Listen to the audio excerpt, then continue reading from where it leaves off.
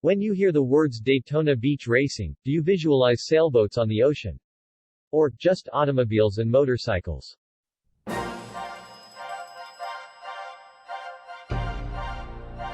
Since Daytona Beach is the home of NASCAR, and the site of two major motorcycle events, we're betting you didn't think of a sailboat.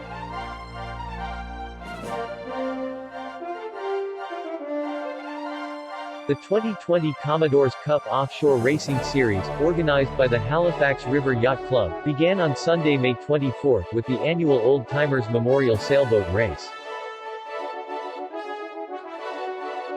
The final race of this year's Commodore's Cup Offshore Sailboat Racing Series is scheduled for Sunday, October 11, 2020. This race is on the southern portion of the nearshore course, which was established this year to focus attention on the waterside of the Daytona Beach area. Starting at noon from the Ponce Inlet Sea Buoy, participants will pass inside a marker placed 1,000 feet east of Racing's North Turn, round a buoy near Sunglow Pier and return to the North Turn marker before heading back to the Sea Buoy. For more information, join our Facebook group, Daytona Sailboat Racing.